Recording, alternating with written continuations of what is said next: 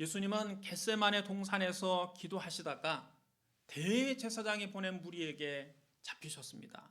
가룟 유다가 다가와서 예수님에게 배신의 키스를 했고 그것을 신호로 사람들이 예수님을 체포했습니다. 주님이 잡혀가시는 것을 보고 제자들은 다 주님을 버리고 도망갔습니다. 사람들은 예수님을 대제사장 가야바의 집으로 끌고 갔습니다. 대제사장들과 장로들과 서기관들이 모두 대제사장의 집으로 모여들었습니다. 한밤중에 대제사장의 사저에서 사내들인 공회가 열렸습니다. 사내들인 공회는 예수님 당시의 유대사회 입법과 사법을 총괄하는 최고 의결기구입니다. 사내들인 공회는 대제사장이 의장을 맡고 바리새인과 서기관 70명이 의원으로 일을 했습니다. 사내들인 주로 율법을 해석하고 종교재판을 주관하고 성전의 치안을 유지하는 그런 일을 담당했습니다. 대제사장들과 공회의원들이 예수님을 죽이려고 그 자리에서 고발할 증거를 찾았습니다. 하지만 아무런 증거도 찾지 못했습니다. 예수님에 대해서 거짓 증언하는 자는 많이 있었으나 그들의 증언은 서로 일치하지 않았습니다. 그들이 사전에 짜여진 각본대로 재판을 일사천리로 진행하려고 했는데 너무 급조된 각본이라 그들의 입은 서로 맞지 않았습니다. 증인들이 미리 짜놓은 각본대로 제 역할을 못하자 답답해진 대제사장 가야바가 일어나서 직접 예수님을 신문했습니다. 너는 왜 아무 대답도 없느냐? 이 사람들이 너를 치는 증거가 어떠하냐? 이렇게 추궁해도 예수님은 침묵하시고 아무런 답도 하지 않으셨습니다. 당신의 정당함을, 당신의 무죄함을 입증하려 하지 않으셨습니다. 대제사장이 다시 물었습니다. 네가 찬송받을 이의 아들 그리스도냐? 이 질문에만 예수님이 답을 하십니다. 내가 그니라. 인자가 권능자의 우편에 앉은 것과 하늘 구름을 타고 오는 것을 너희가 보게 되리라. 이 말씀을 듣자마자 대제사장이 자기 옷을 찢으며 말했습니다. 우리가 어찌 더 증인을 요구하리요? 그 신성 모독하는 말을 너희가 들었도다. 너희는 어떻게 생각하느냐? 그러자 공회의원들이 광분해서 예수를 사형에 처해야 된다고 소리를 질렀습니다.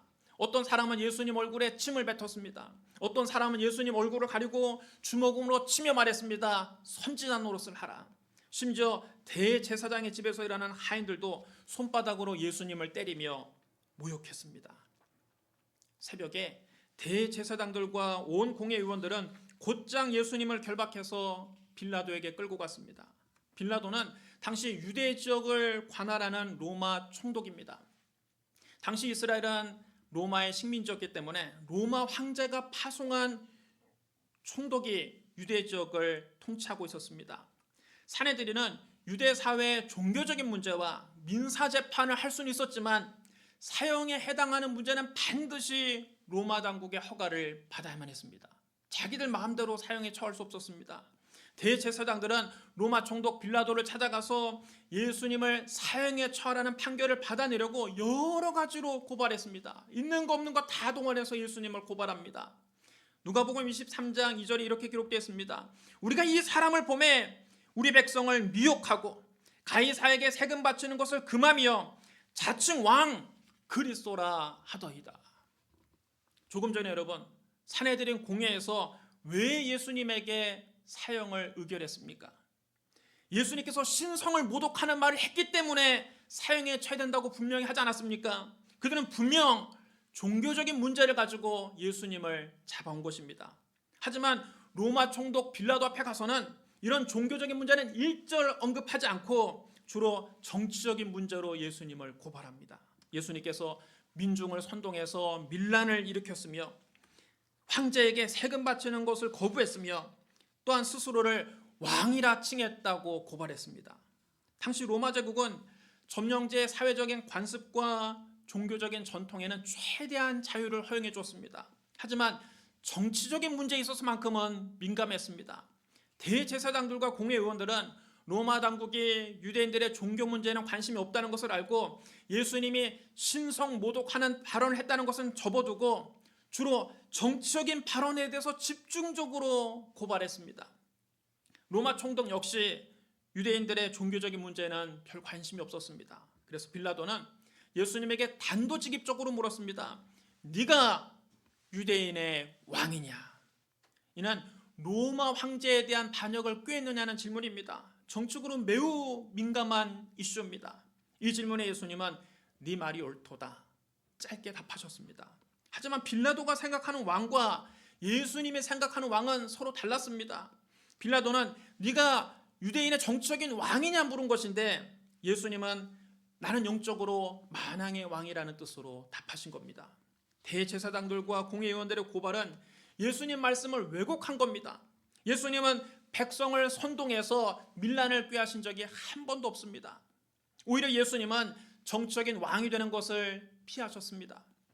일전에 예수님께서 보리떡 5개와 물고기 2마리로 5,000명을 배불리 먹이시고 12바구니를 남기자 거기 있던 사람들은 모두 다 이는 참으로 세상에 오실 그 선지자라 하며 예수님을 억지로 붙잡아 왕으로 추대하려고 했습니다.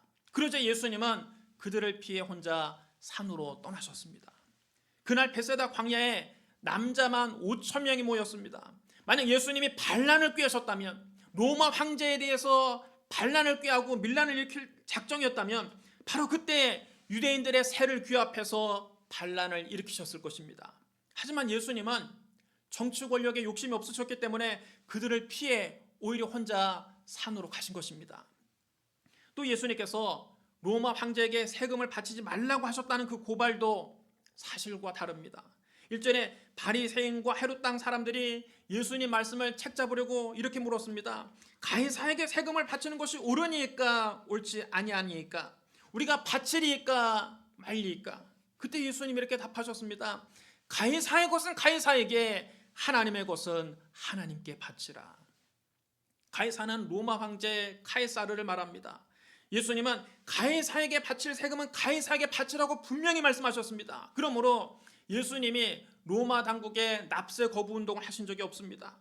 그뿐 아니라 예수님께서 자칭 왕이라 하셨다는 고발도 유대인들이 말하는 것처럼 예수님이 로마 황제에게 역모를 꾸민 것이 아닙니다.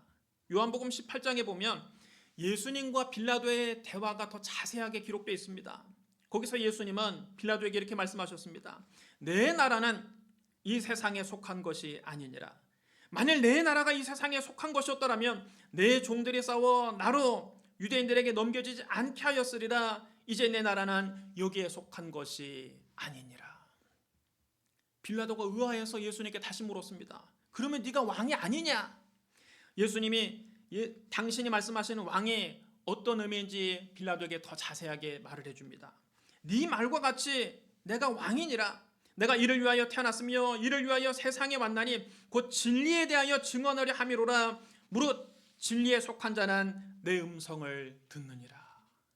빌라도가 가만히 들어보니까 예수님이 말씀하시는 왕은 로마 황제에 대항하는 정치적 왕은 분명히 아니었습니다. 진리에 대하여 증언하러 이 세상에 온 메시아라는 뜻이었습니다. 빌라도가 생각하기에도 이것은 완전히 종교적인 문제였습니다. 로마법에는 각 지역의 종교 문제는 문제 삼지 않았습니다.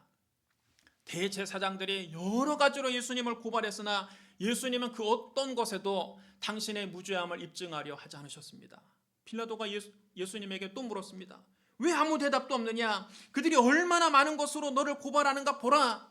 넌 억울하지도 않으냐? 빌라도가 물었습니다. 그러나 예수님은 아무 말씀도 하지 아니하시고 침묵하셨습니다. 당시 로마 총독 빌라도는 죄수들의 생사 여탈권을 쥐고 있었습니다. 보통 죄수들은 빌라도 앞에 끌려오면 자기의 무죄함을 증명하려고 필사적으로 자기를 변호합니다. 있는 말 없는 말 다 보태서 자기는 죄가 없다고 주장합니다. 그게 안 되면 빌라도 앞에 무릎을 꿇고 앉아서 눈물을 뚝뚝 흘리며 살려달라고 빌기라도 합니다. 그런데 예수님은 빌라도 앞에서 당신의 무죄함을 증명하려 하지도 않고 살려달라고 빌지도 않으셨습니다. 예수님은 아무 말씀도 하지 아니하시고 침묵하셨습니다. 이게 빌라도가 보기에는 너무 이상하고 놀라웠습니다. 유대인들의 명절이 되면 백성들이 원하는 죄수 한 명을 로마 총독이 특별 사면해주는 전례가 있었습니다. 그때는 유대인의 최대 명절인 6월절 기간이었습니다.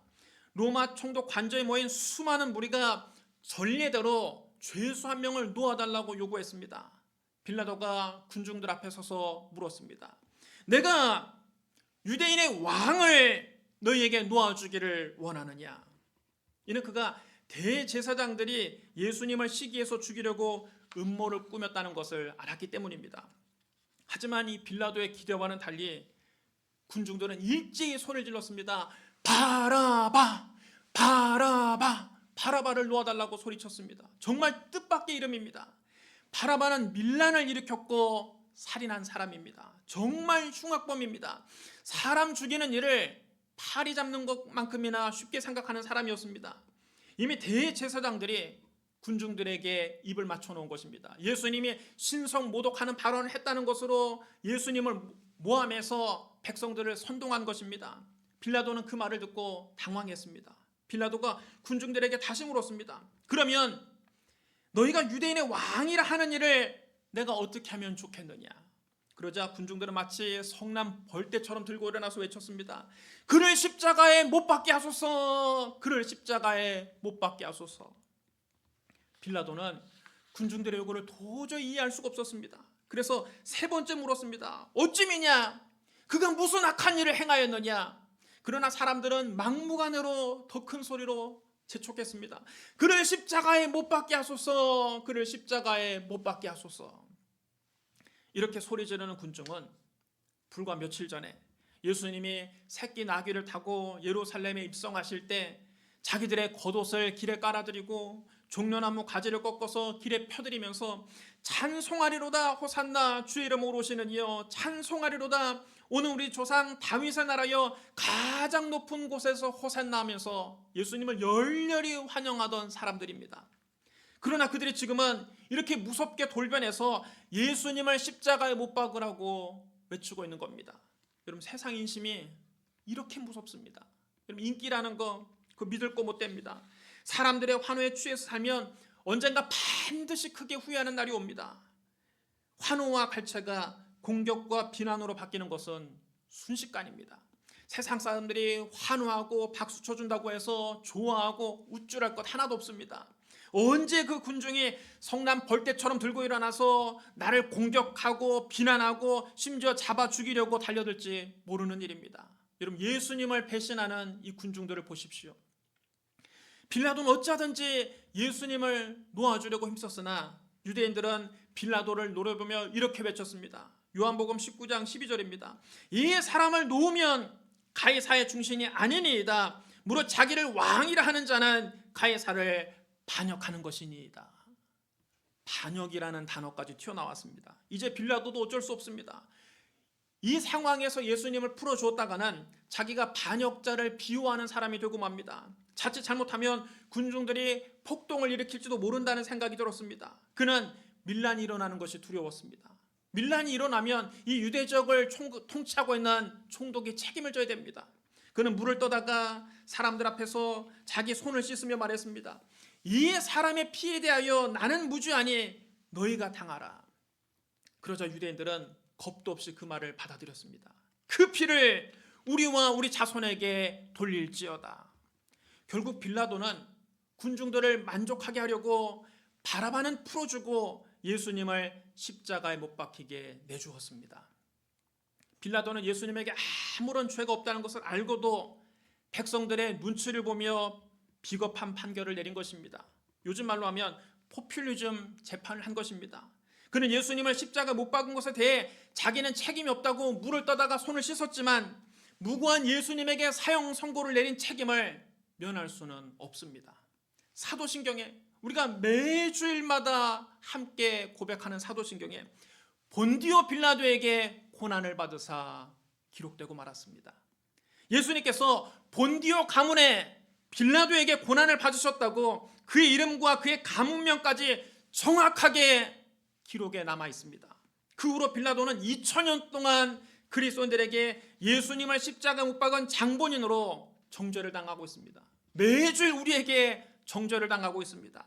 그는 당시에는 군중들의 입맛에 맞는 판결을 내렸는지 모르지만 2000년 동안 역사의 심판을 받고 있는 겁니다. 한편 바라바에게는 믿기 어려울 정도로 놀라운 일이 벌어졌습니다. 바라바는 이미 십자가에 못 박히도록 사형 선고를 받아놓은 상태입니다. 그는 오늘이 그날일까 내일이 그날일까 가슴을 조이며 죽을 날만을 기다렸습니다. 벽에다가 하루하루 날짜를 지으면서 점점 내가 죽을 날이 가까우는구나, 절망 가운데 있었습니다. 교도관들이 자기 방 앞을 지나가기만 해도 자기를 사형 집행하려고 오는 줄 알고 가슴이 철렁 내려앉았습니다. 하루하루 사형 집행일은 점점 다가오고 있었습니다. 그에게는 아무런 희망도 없었습니다. 손바닥만한 작은 창으로 바깥 세상을 내다보면 저 멀리 골고다 언덕이 보였습니다. 당시 흉악범들이 십자가에 처형당하는 곳입니다. 바라바는 창살 밖으로 그 골고다 언덕을 바라볼 때마다 십자가에 달려있는 자기 모습을 상상하면서 몸서리를 쳤습니다. 십자가에 달린 악몽으로 잠을 이루지 못하는 밤이 점점 많아졌습니다. 밤마다 아침이 오는 것이 두려웠습니다. 그의 앞날은 절망 그 자체였습니다. 그는 어느 날은 마치 성난 사자처럼 감방 안에서 이리저리 왔다 갔다 하다가 쇠창살을 붙잡고 으르렁거리다가 어느 날은 감방 구석에 쪼그리고 앉아서 물에 빠진 생쥐처럼 바들바들 떨며 공포에 질려 있었습니다. 마침내 그날이 오고야 말았습니다. 바라바의 사형이 집행되는 날입니다. 바라바가 밤새 잠을 못 이루고 겨우 새벽녘에 잠이 들었는데 동이 틀 무렵 그의 창살 앞에서 까마귀들이 깍깍 시끄럽게 울어대는 통에 너무 시끄러워서 잠을 깼습니다. 바라바는 오늘이 그날이라는 것을 직감했습니다. 오늘이 바로 그날이구나. 내가 오늘 사형당하는 날이구나. 그는 겁이 덜컥 났습니다. 자리에서 일어나려다가 그만 다리가 풀려서 주저앉고 말았습니다. 바로 그 시각에 총독 관저에서는 재판이 벌어지고 있었습니다. 예수님께서 빌라도에게 재판을 받고 있었습니다. 빌라도는 유대인들에게 환심을 사기 위해서 죄 없는 예수님을 십자가에 못 박고 바라바는 풀어주라는 명령을 내렸습니다. 빌라도의 명령이 떨어지자마자 교도관들이 열쇠를 들고 바라바의 감방에 찾아옵니다. 바라바가 감방 안에서 바들바들 떨고 있는데 뚜벅뚜벅 교도관들의 발소리가 들립니다. 철렁철렁 열쇠 부딪히는 소리도 들립니다. 그 소리가 점점 가까이 오자 바라바는 입술이 바짝바짝 타들어가고 몸은 차갑게 얼어붙는 것 같고 그의 심장은 멈춰버릴 것 같았습니다. 뚜벅뚜벅 발소리와 철렁철렁 열쇠 부딪히는 소리가 바라바의 감방 앞에서 딱 멈췄습니다. 교도관이 철커덕 자물쇠를 열자 삐그덕 소리와 함께 감방 문이 조금 열립니다. 바라바는 마치 고양이 앞에 있는 쥐처럼 공포에 질린 눈으로 교도관들을 쳐다보았습니다. 교도관이 큰 소리로 그에게 말합니다. 2025번 바라바 나오라. 너는 이제 자유의 몸이 됐다. 이제 여기서 나가도 된다. 바라바는 그 말을 고지고대로 믿을 수가 없었습니다. 교도관들이 오늘 사형을 집행하려고 자기를 감방 안에서 끌어내려고 하는 말이라고 생각했습니다. 그는 고개를 흔들며 미친 듯이 소리를 질렀습니다. 아니야 나는 못 나가. 나는 안 나간다. 나는 안 죽어. 나는 못 죽어. 내가 왜 죽어. 나는 아무 잘못한 것이 없다. 미친 듯이 날뛰는 그 바라바를 보고 교도관이 피식 웃었습니다. 바라바야, 너는 정말로 억세게 운이 좋은 놈이다. 너는 지금 죽으러 가는 게 아니라 진짜 석방되는 것이다. 네가 지고 가야 될 십자가를 오늘 대신 지는 사람이 있다. 나사렛 예수가 너를 대신해서 너의 십자가를 지고 네가 죽을 자리에서 오늘 나사렛 예수가 십자가에 못 박혀 죽을 것이다. 너는 지금부터 자유의 몸이다. 그러니 제발 그만 좀 하고 이제 거기서 나오너라. 그리고 바라바가 감방 밖으로 나올 수 있도록 감방 문을 활짝 열어주었습니다. 바라바는 그래도 그 말을 믿을 수가 없었습니다. 교도관들이 그에게 다시 말합니다. 네가 우리 말을 믿거나 말거나 그건 상관없다. 그러나 우리는 이미 문을 열어주었다. 이제 어서 여기서 나가거라. 그 말을 듣고 바라바가 반신반의하며 자리에서 일어났습니다. 한 발짝 두 발짝 걸어서 감방 문을 나섰습니다. 그가 감방 밖으로 나왔는데 교도관들이 자기를 잡질 않습니다. 복도를 지나서 다른 문을 통과했는데도 아무도 그를 잡는 사람이 없습니다. 마침내 그는 어두컴컴한 감옥에서 나와서 밝은 세상으로 나왔습니다. 너무 오랜만에 햇볕을 보자 눈이 부셔서 눈을 뜰 수가 없었습니다. 밖에 나왔는데도 바라바를 잡는 사람이 없습니다. 바라바는 푸른 하늘을 우러러보고 두 팔을 벌려서 시원한 공기를 들이마셨습니다.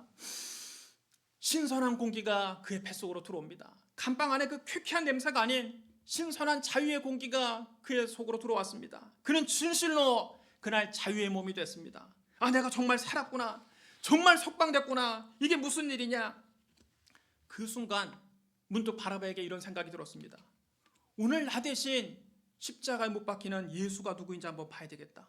세상에 어떻게 나에게 이런 일이 일어날 수 있을까? 예수님을 찾는 것은 어렵지가 않았습니다. 그날 온 예루살렘이 발칵 뒤집혔습니다. 수천 명의 사람들이 웅성거리며 모여 있었습니다.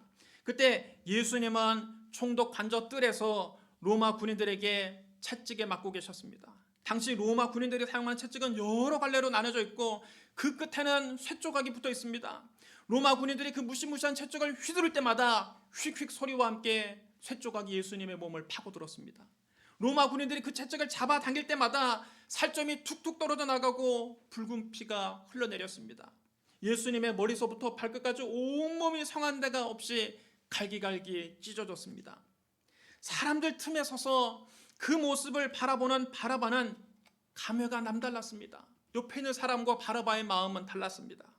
지금 자기가 맞아야 될 채찍을 예수님이 맞고 계신 것입니다. 예수님이 아니었더라면 오늘 그 채찍을 자기가 맞고 있을 것입니다. 바라바가 보기에도 예수님은 아무 죄가 없는 분입니다. 바라바는 밀란을 일으켰고 사람들을 많이 죽였지만 예수님은 밀란을 일으킨 적도 없고 사람을 죽인 적도 없습니다. 아무 흠도 없는 예수님이 흉악한 죄인 바라바가 받아야 될 형벌을 고스란히 대신 받고 있는 겁니다. 바라바는 그 모습을 보면서 마음 한구석에 죄책감에 견딜 수가 없었습니다. 채찍에 맞아 온몸이 갈기갈기 찢기신 예수님에게 로마 군인들은 거대한 나무 십자가를 짊어지게 했습니다. 바라바가 짊어져야 될 십자가를 예수님이 대신 짊어지는 겁니다. 이미 피를 많이 흘리신 예수님께서 기진맥진하며 십자가를 지고 골고다 언덕을 향해 한 걸음씩 한 걸음씩 올라갑니다. 바라바도 군중들과 함께 예수님을 따라갔습니다. 지치신 예수님이 가다가 쓰러지고 가다가 쓰러지기를 반복하셨습니다. 무거운 십자가 밑에 깔리신 예수님이 더는 일어나지 못하셨습니다. 그러자 로마 군인들이 또 채찍을 휘두르며 어서 일어나라고 윽박질렀습니다. 골고다 언덕에 이르자 로마 군인들은 그 거대한 십자가 위에 예수님을 눕혀놓고 손바닥에 대못을 맞기 시작합니다. 로마 군인들이 힘껏 망치를 내려칠 때마다 예수님의 생살이 찢어지고 뼈가 부서지며 붉은 피가 샘물처럼 손바닥에서 뿜어져 나왔습니다. 그들이 망치로 내려칠 때마다 예수님은 고통스러워 절규하십니다. 바라바는 그 모습을 차마 눈뜨고 볼 수가 없었습니다. 예수님이 아니었다면 그 십자가에 오늘 자기가 박혀야 됩니다. 마침내 예수님의 양손과 양발에 대못이 박혔고 골고다 언덕 위에 십자가가 세워졌습니다. 바라바는 자기 대신 십자가에 매달리신 예수님을 바라보다가 자기도 모르게 뜨거운 눈물을 주르륵 흘렸습니다. 예수님이 그날 그의 마음속에 들어오신 겁니다. 예수님이 십자가에서 죽으신 덕분에 바라바는 새 삶을 얻었습니다. 사랑하는 여러분, 예수님 덕분에 새 삶을 얻은 사람이 비단 바라바 한 사람뿐입니까? 저와 여러분이 오늘날의 바라바입니다. 하나님 앞에 죄를 짓지 않은 이는 한 사람도 없습니다.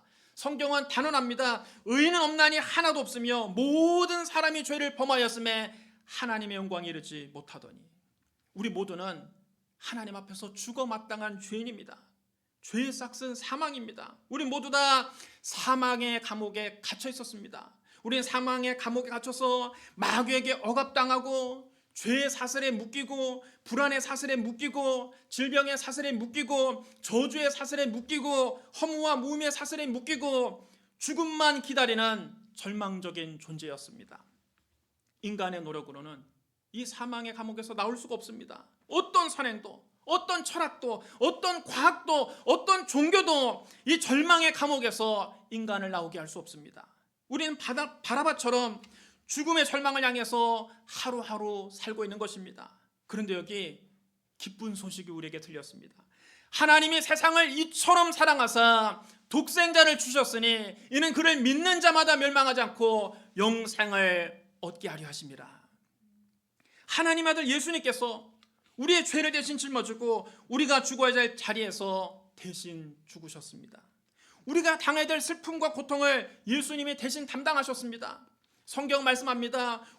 그는 실로 우리의 질고를 지고 우리의 슬픔을 당하였거늘 우리는 생각하기를 그는 징벌을 받아 하나님께 맞으며 고난을 당한다 하였노라. 그가 찔림은 우리의 허물 때문이요 그가 상함은 우리의 죄악 때문이라. 그가 징계를 받음으로 우리는 평화를 누리고 그가 채찍에 맞음으로 우리는 나음을 입었도다. 우리는 다 양 같아서 그릇 행하여 각기 제기를 갔거늘 여호와께서는 우리 모두의 죄악을 그에게 담당시키셨도다. 예수님은 우리의 질고를 대신 지고 우리의 슬픔을 대신 담당하셨습니다. 예수님이 양손과 양발에 대못이 찔리신 것은 우리 모두의 허물 때문입니다. 예수님의 온몸이 그렇게 상하신 것은 우리의 죄악 때문입니다. 그가 채찍에 맞아 머리부터 발끝까지 갈기갈기 찢기신 것은 우리의 머리부터 발끝까지 모든 질병을 치료하기 위해서입니다. 우리가 이 진리를 알면 이 절망의 감옥에서 나와 자유롭게 될 수 있습니다. 바라바가 예수님 덕분에 그 사망의 감옥에서 나온 것처럼 우리가 이 진리를 알면 절망의 감옥에서 나올 수 있습니다. 진리를 알지니 진리가 너희를 자유롭게 하리라. 감옥문은 이미 활짝 열렸습니다. 예수님의 십자가에 달리셨을 때 우리를 가지고 있던 감옥문은 활짝 열렸습니다. 주님이 보내신 성령은 오늘 우리에게 말씀하십니다. 2025년 바라바야, 죄악의 감옥에서 나오라, 불안의 감옥에서 나오라, 질병의 감옥에서 나오라, 저주의 감옥에서 나오라, 허무의 감옥에서 나오라, 죽음의 감옥에서 나오라, 믿음으로 어서 나오라. 우리가 이 기쁜 소식을 듣고 믿음으로 나오면 죄에서 자유를 얻을 수 있습니다. 불안에서 해방되어 참된 평안을 얻을 수 있습니다. 질병에서 고침받을 수 있습니다. 저주를 벗어버릴 수 있습니다. 허무와 무의미에서 빠져나올 수 있습니다. 죽음에서 벗어나 새 생명을 얻을 수 있습니다. 오늘 어두컴컴한 절망의 감옥에서 나와서 예수 그리스도를 믿음으로 영원히 잘됨같이 범사에 잘되고 강건하며 생명에 대해 넘치게 얻는 눈부신 은혜를 맛보시기를 주님의 이름으로 축복합니다. 우리 기도하겠습니다. 사랑과 은혜가 풍성하신 하나님 아버지, 아무 흠도 없는 예수님께서 나를 대신해서 십자가에 달리신 것을 믿습니다. 예수님께서 우리를 죄와 불안, 질병과 저주, 허무와 무음이, 죽음과 절망에서 해방시켜 주시니 감사합니다. 나를 대신해서 십자가에서 죽으시고 부활하신 예수님을 내 구주로 모셔드립니다. 천국 가는 그날까지 주님만 의지하고 살겠습니다. 나를 구원해 주시니 감사합니다. 예수님 이름으로 감사하며 기도드리옵나이다. 아멘.